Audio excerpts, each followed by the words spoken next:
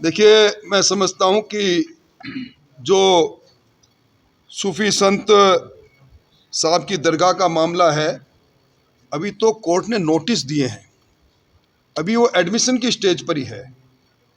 दावा पेश किया गया कि यहाँ पहले कोई भगवान शंकर का मंदिर था। दावा पेश करने के लिए हर भारतीय को कॉन्स्टिट्यूशनल में राइट है कि वो अदालत में जाकर अपना नियमों के अनुसार दावा कर सकता है। दावा पेश हुआ, प्रत्युत्तर में न्यायालय ने उन नोटिस जारी करके सब लोगों से, पक्षकारों से पूछा है कि इसमें सच्चाई क्या। अभी तो एडमिशन भी नहीं हुआ, इसलिए चाय के प्याले में तूफान जैसी बात है। अभी इस बात को मैं समझता हूँ आगे नहीं बढ़ाना उचित होगा। न्यायालय का निर्णय जो कोई भी हो, वो उस न्याय, क्योंकि हम सब लोग न्यायिक व्यवस्था के से प्रतिबद्धता के साथ बंधे हुए हैं, उस निर्णय को सबको मानना चाहिए। पर अभी कोई ऐसी बात ही नहीं है बुनियादी तौर पर। सरकार, डबल इंजन की सरकार अपनी पहली वर्षगांठ की ओर बढ़ रही है।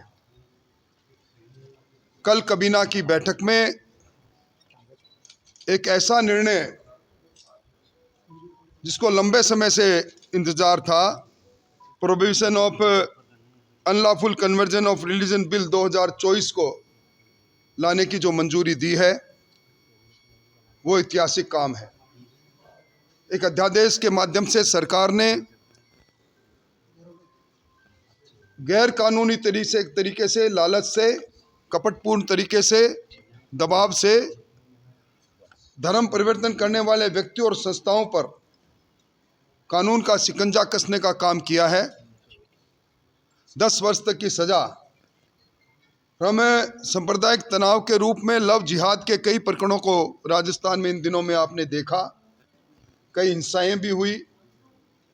अगर इस प्रकार कपटपूर्वक धर्म परिवर्तन के बाद शादी होती है, तो इस अध्यादेश के बाद, prohibition of unlawful conversion religion bill 2024 के बाद में अदालतों को यह अधिकार होगा कि वो उसको शून्य करें।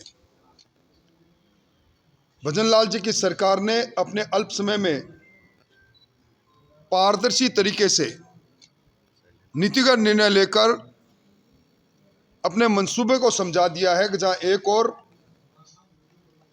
हम राजस्थान की अर्थव्यवस्था को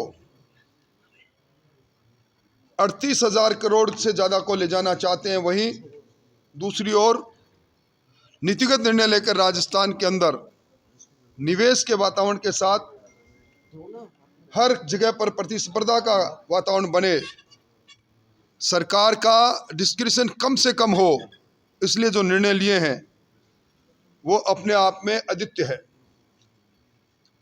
कल की कैबिनेट की बैठक में राजस्थान में, चूंकि देश में सर्वाधिक सनी रेंज है, हम पूरी एशिया का सर्वाधिक सोलर एनर्जी प्रोड्यूस करने वाला स्टेट बन सकते हैं। इस ओर आगे बढ़ रहे हैं। 125 गीगावाट का उसका नीतिगत निर्णय भी लिया। और एक निर्णय, सोलर पार्क आ रहे हैं, सोलर कंपनियां अपने काम को आगे बढ़ा रही है, पर SC ST की जमीन को कृषि में परिवर्तित नहीं किया जा सकता। रास्ते का विवाद था, तो लैंड कन्वर्जन रूल 2007 में धारा 6B में संशोधन किया गया और टेनेंसी एक्ट 1955 के सेक्शन 42B में एक संशोधन करके ये अधिकार दिया गया कि सोलर पार्क के लिए, सोलर एनर्जी के लिए, एक कृषि में करने के लिए SC ST की ज़मीन वो भी अपना इच्छा से दे सकते हैं। और इनमें भी पहले कटानी का रास्ता होना चाहिए था, अब उसमें भी अगर कृषक अपने शपथ पत्र पर देगा कि मेरे खेत में जाने का रास्ता है, तो उसको ये अधिकार मिलेगा। इसके अलावा बहुत लंबे अंतराल के बाद राजस्थान में जो औद्योगिक बढ़ावा देने का जो काम हो रहा है, हमारे यहाँ 15 लाख लघु और मध्यम उद्योग है। हमारी GDSP में सबसे बड़ा योगदान इनका है, इसलिए MSME नीति 2024 का कल अनुमोदन हुआ है और उसमें जो ये उद्योग लगाएंगे उसमें 2% और ज़्यादा ऋण की रियायत, और अगर उसमें एडवांस टेक्नोलॉजी के कोई नवाचार करेगा तो उसमें 50% राज्य सरकार दे। इस प्रकार की नीतियां हैं। सरकार ने राजस्थान निर्यात की दृष्टि से एक अच्छा राज्य बने। हम अगले 5 वर्ष में 1.5 लाख करोड़ से ज़्यादा के निर्यातक बने, इसके लिए नीति का अनुमोदन किया है।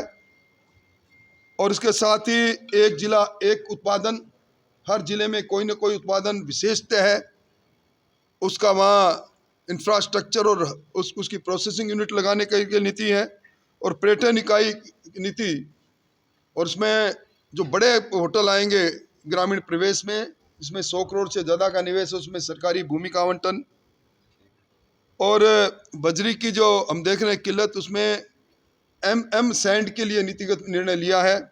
मैं कह सकता हूं कि इस 11 महीने के कालखंड में जहां सुदृढ़ कानून व्यवस्था रही है, वहीं जनमानस के सपनों को हकीकत में बदलने के लिए सरकार ने अद्वितीय काम किए हैं। मोटे तौर पर मुझे इन मोटी मोटी बातों पर, बिंदुओं पर आपसे बात करनी थी। अगर आपका कोई सवाल हो तो मुझसे करें। एक कैबिनेट के बारे में मैंने आपको कुछ कहा, ये मंत्रिमंडल के फैसले हैं, ये अफसरों के फैसले नहीं। मंत्रिमंडल बैठकर इस प्रकार के नवाचार के फैसले पारदर्शिता से करे। कांग्रेस को आलोचना का दूसरा कोई दरवाजा मिल नहीं रहा, इसलिए एक शगुफा की ब्यूरोक्रेसी हावी है, इसके अलावा कुछ नहीं। उन्होंने पर्ची की सरकार कहा, पर्ची की सरकार ने जनता के दिलो दिमाग पर किस प्रकार का राज किया है, अभी उपचुनाव के अंदर नतीजे सामने आए हैं, इसलिए सारी बातें शगुफा है। निकायों में कई निकाय खाली हो गए और प्रशासक लगा दी, इसका भी एक आधार बनता है कि वहाँ पे चुनाव नहीं कर पाई सरकार। वन स्टेट वन इलेक्शन ये कंसेप्ट है। वन नेशन वन इलेक्शन की बात आदरणीय मोदी जी ने कही, भजनलाल जी ने वन स्टेट वन इलेक्शन की बात कही। लगातार आचार संहिता लगना, लंबे लंबे समय तक आचार संहिता लगते रहना, कांग्रेस की तरह नहीं। आप याद करें, पंचायती राज संस्थाओं के चुनाव पूरे 13 महीने चले। कभी हुआ है पंचायती राज सरपंच से चल के प्रमुख तक 13 महीना लगाए? ये सरकार वैसा नहीं करेगी।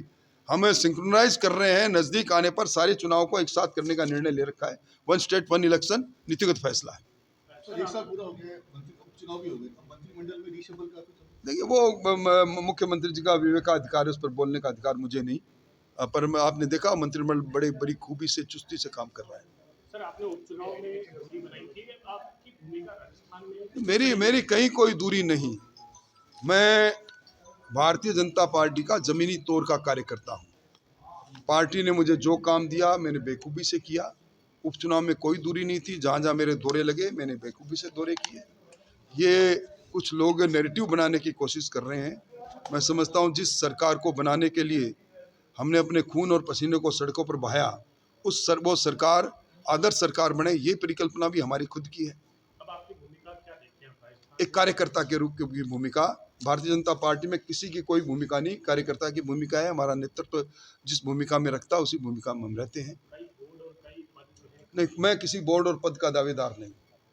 मैं सरकारों में कई बार मंत्री रह चुका, प्रतिपक्ष का नेता रह चुका, इसलिए सरकार में कोई बोर्ड और कॉरपोरेशन में जाऊं, ये मैंने कभी इच्छा व्यक्त भी नहीं की, ना ही मैं कभी कहीं जाने की सोच सकता हूँ।